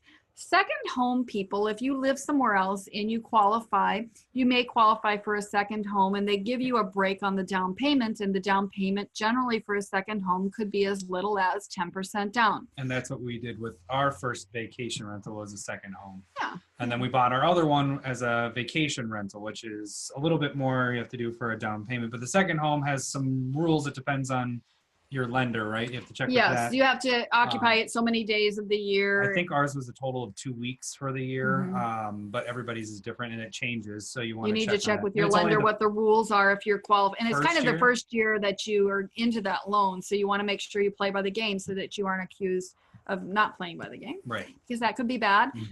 But vacation rentals, if you're buying it as a straight up rental, then you're looking at a 20% down payment at least or more. Annual rentals as well as a single family as an investor, as an investor, 10%, 10 to 20% down, and they work as well. Of course, we always have options for, hard and private money. Another thing that's really overlooked is anyone who's over 62 years age or older, there's a reverse mortgage. And if you're going to live in that property and it's your principal residence, it's possible. So if I bumped into a lady at an open house and she's like, well, I'd like to buy a house, but I only have $150,000 cash from Minnesota to invest in that area. And so what I was able to do was do a reverse mortgage with her, because then she could buy a house up to $300,000. But you'd think, well, then she's going to have a payment, right? No, because it's a reverse mortgage. They will give her that extra $150,000 buying power, and she has the option of paying the interest each month or not because of the age that she is. That is the beautiful thing about a reverse mortgage. So Tom Selleck will tell you on TV that your reverse mortgage can pay you monthly, right? But it also can help you buy double whatever cash stake you have. It's kind of not in general, it's for sure double. It depends on some things, but that's kind of how it's figured out. And in general, it's a good rule to kind of tell you. And it's not like you have to have qualifying income for that. The only thing you have to be able to show that you can pay is the taxes and the insurance. So you have to have enough income for that. So a lot of times people's Social Security and a small pension will cover the qualifying, and say they put 200, they could buy a 400,000. So that changes the type of property that they can buy, right? So outside of the box options. There's also self-directed IRAs and things like that we can look at. And I have been doing that with people's IRAs, doing that either with a private lending or buying vacation rentals and renting it. But there's a few rules that we have to adhere to make sure that you don't jeopardize the shelter that your IRA is provided with that. So you want to make sure you talk to them about that. Now, other things you want to consider if you're going to do a vacation rental are rules. Rules of, you start bigger out there. One is county. So there's a couple different counties involved here, Lee County and Collier County. They're different.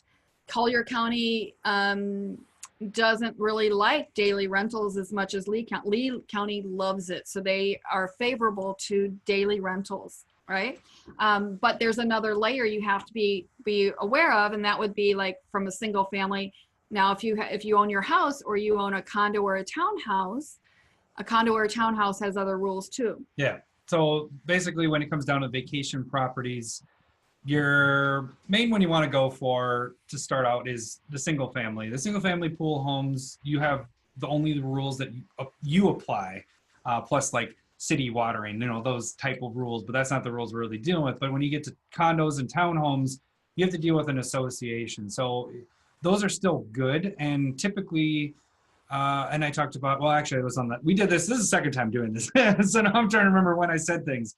The condos and townhomes, you'll find the multi-family homes a lot of times when you're along the beach. So like Fort Myers Beach.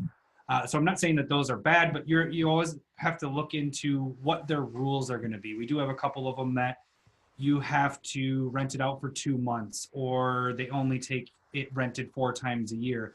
So when you're looking into things like that, you do need to take into account, okay, how much do I want to rent this out? How long am I going to stay there? Am I only going a week a year? If you're looking only a week a year, well, then you might want to look at more of a single family. And you also have to look into what your cash flow. You may want, the condo may cost you a lot less for your bills and all that, but you can't rent it for as much. So that's the thing. You got to kind of weigh the things. We're able to help you make those decisions and help you evaluate so that you don't, like we didn't know when we were not realtors in this area back in the early 2000s, and we bought a penthouse condo on Fort Myers Beach, and we thought, oh, we're really rocking it. Well, then we found out after we closed, no, it was a 1 month minimum lease, but still it was an expensive condo at $750,000 back in those days. And so that really limited the number of times we could rent it, because a lot of people on the beach, they don't want to be there for a month. They want to be there for a week or 5 days, right? So typically our places a majority of them are the 3-bedroom, 2-bathroom pool homes. Now every single one of our vacation properties has a pool. If it's a condo, the association has a pool, and it has to be heated, because this is your peak season. This is when you make the most money. That's the first thing we tell owners when they decide, okay, we want to turn this into a vacation home.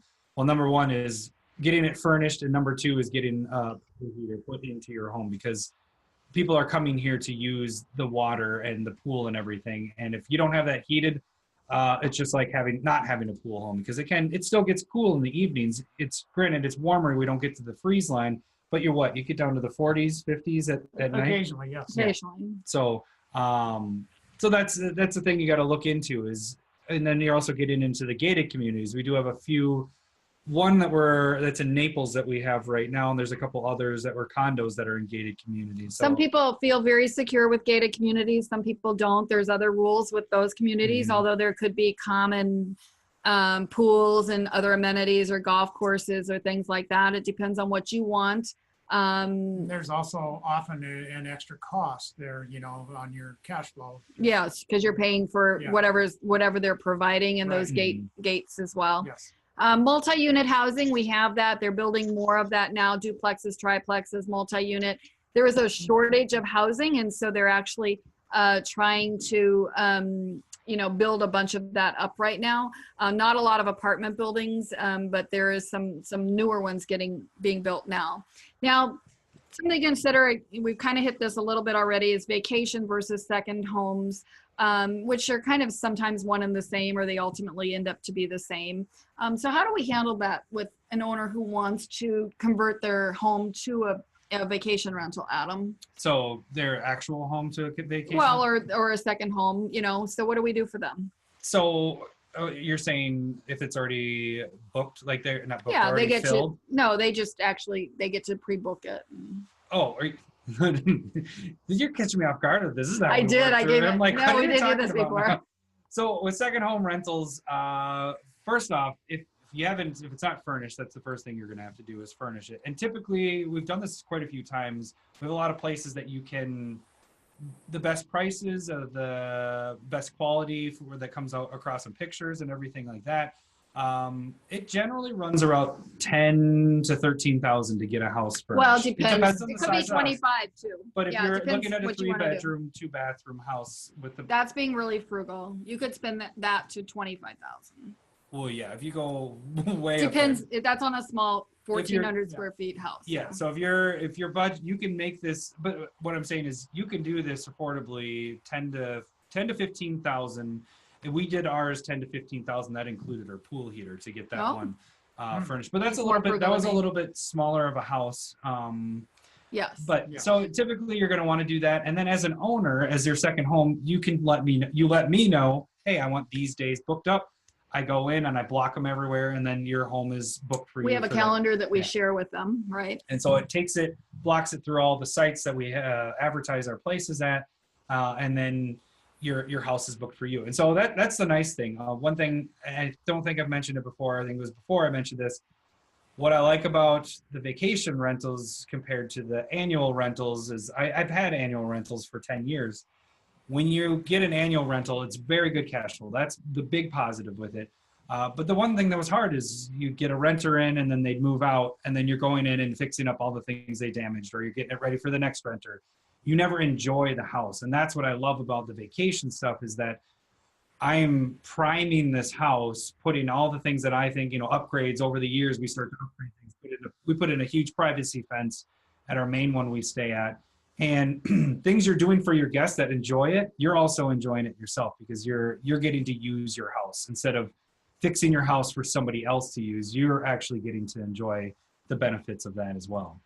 Yeah. So, Now, a lot of times people are like, well, I can't do a vacation rental because I can't, how am I going to maintain this thing and all of this kind of thing. But we've got all the bases covered. A lot of people are transient. They are not here all the time. They come and go. And so all of the supportive services are used to you not being here. They actually, even if you live here full time, they assume you don't live here all the time. And all correspondence is email.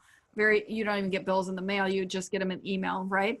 And so we actually have recommendations for all the services that you would need. Now, if you're going to do a vacation rental, what are you going to need to provide? well, as an owner, you need to, like it's on here, the lawn, utilities.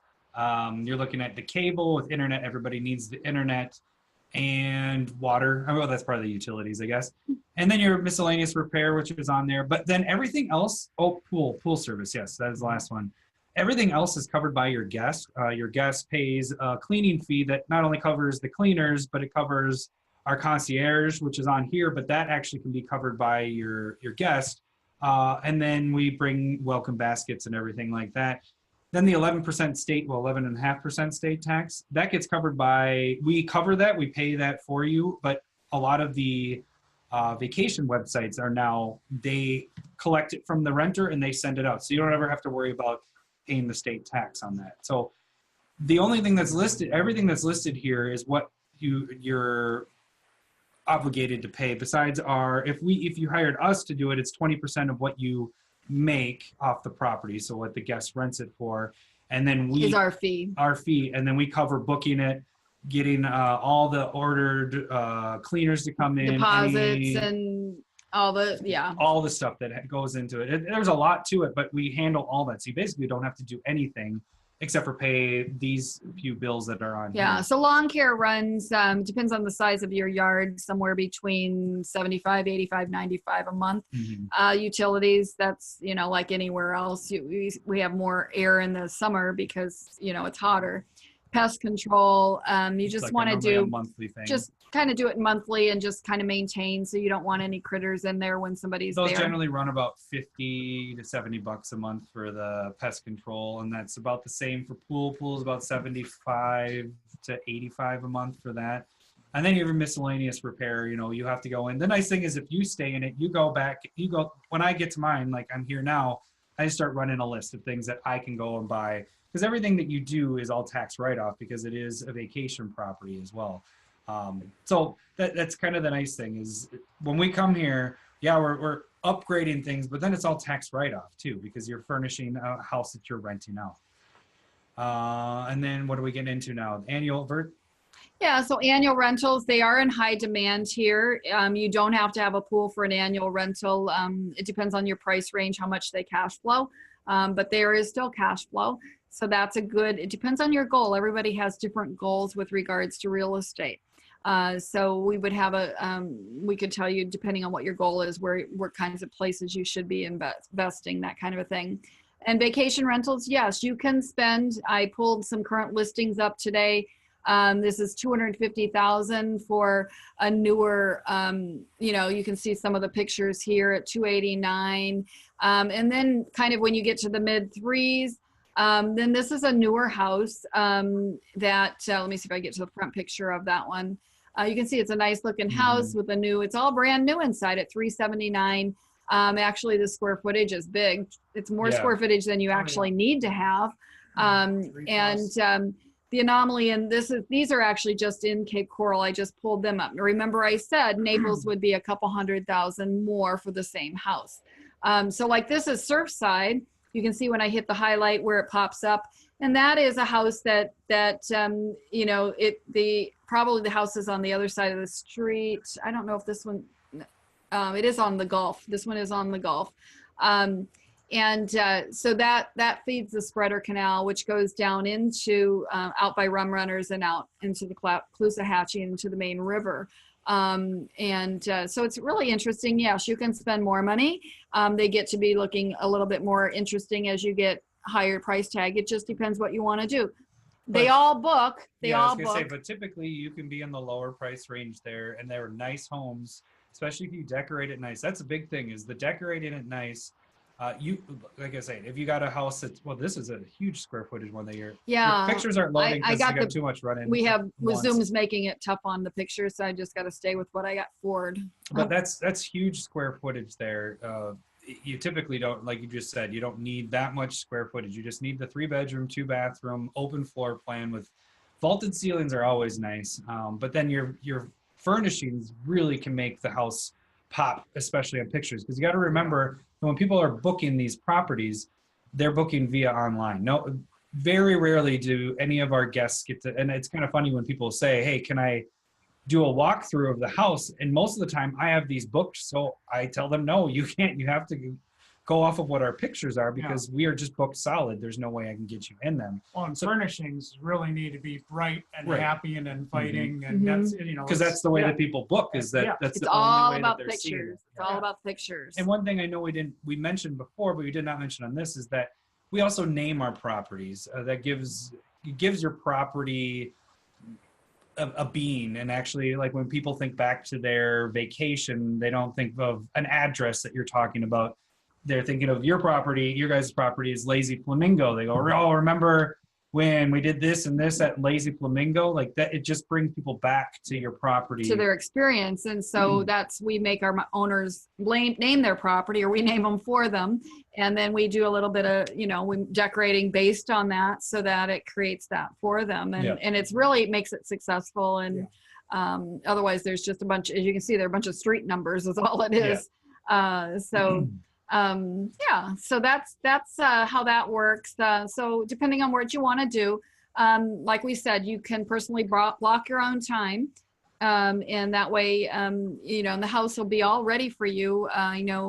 We make sure, like Adam even calls ahead and says, turn that pool heater up for me. But we have professional cleaners who come in between guests, and certainly if there's a gap of a couple weeks or for any reason, sometimes we have to go in and freshen in between. And then since we do a great job at keeping them booked, typically right before our busy season, we top grade things and go replace, because we do such a great job at keeping them booked. If that's what the owner wants, then we might have to replace some towels or a bedspread and things like that, doormats. We should note there too is that I know we do get a couple owners that ask about, oh man, I'm putting all this money in and I'm afraid that having guests, they're going to destroy my things.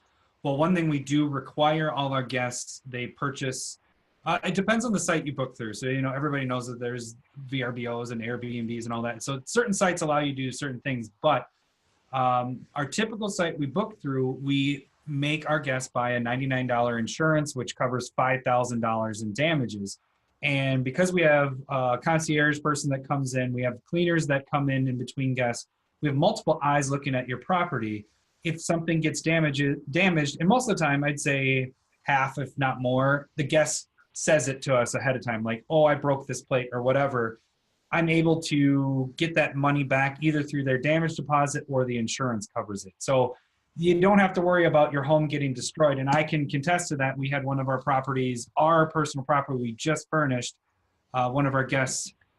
This is the worst I've ever heard. You're not really going to tell them. No, but I'm just going to say, they caused. Now we have to tell them. No, they caused about $3, no, it caused about $3,000 to $4,000. This has never happened before. We have to tell the truth. Yeah, we have to tell the truth. It was the only time, and we call this the lemon property because we had it as a regular rental for the last 2 years, and everything that went wrong with it, could go wrong with the house, went wrong with it's this on house.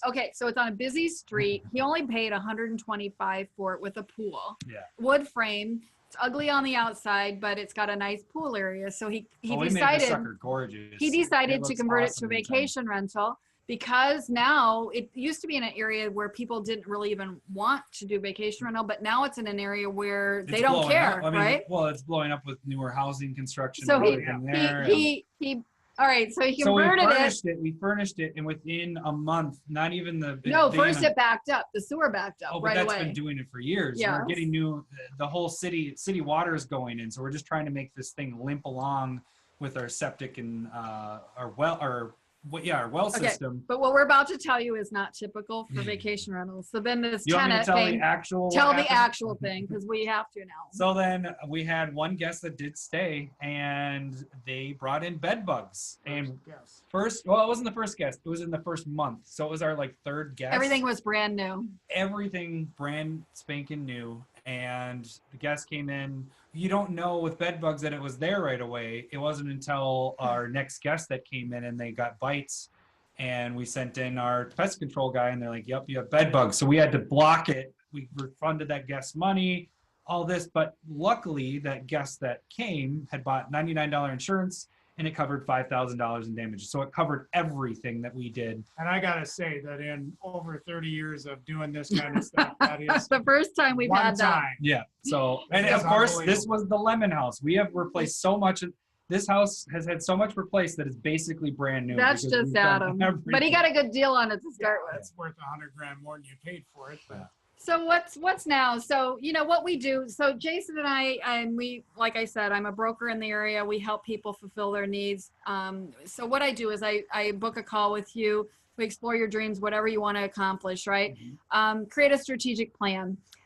Sometimes we had a fellow in Minnesota, he's like, just go find me one. And I'm like, well, what's your budget? And so we figured that out. And so then we pretended he bought and we went and looked and we picked out property for that person. And then he was very, very happy in the end. And actually he's thinking about buying a second vacation rental because it's been up and going for 6 months now and going well. So his went up the same time as ours went up, and ours got bed bugs. all right, enough. Anyway. glad you got over that. So anyway, that's what bitter we're at about. all. So if you want to explore that, so we have, like I said, we have our dream team for vacation rentals. We manage them even for other realtors and their clients. And we do a great job at it. We're very proactive. If you have a problem with any property, Jason, he troubleshoots any of the rehab. Like one client, we had to build a pool for him, and that's fine. We did that within that. So anything's possible. We've been doing this a long time, helped people. Or if you're interested in just building wealth with real estate or talking about your investment goals, like I said, I'm a real estate investment coach. Jason and I do help people nationally with their real estate dreams and goals. So what you can do is you can just book a call directly into my schedule. And the way you find me is terryandjason.com/apply. And it's Terry with a Y. I'm not a guy. And just, you'll be right in my schedule, book a time, and then we'll just chat about what's going on with you and figure out if there's a good way we can help you. I see a couple realtors on the line. If you're a realtor referring people into our area, of course, we pay referral fees, that kind of a thing as well. And if you refer clients to us as well. So I'm going to find my chat in case you guys have some questions, since I can't find my chat. And You just didn't stop sharing. there we go. No, I did. Yeah. So there. All right. So questions. Anybody have questions? Some of the cows are for mosquitoes and breeding. Yeah, it kind of depends. Yeah, it is an area. Florida has bugs.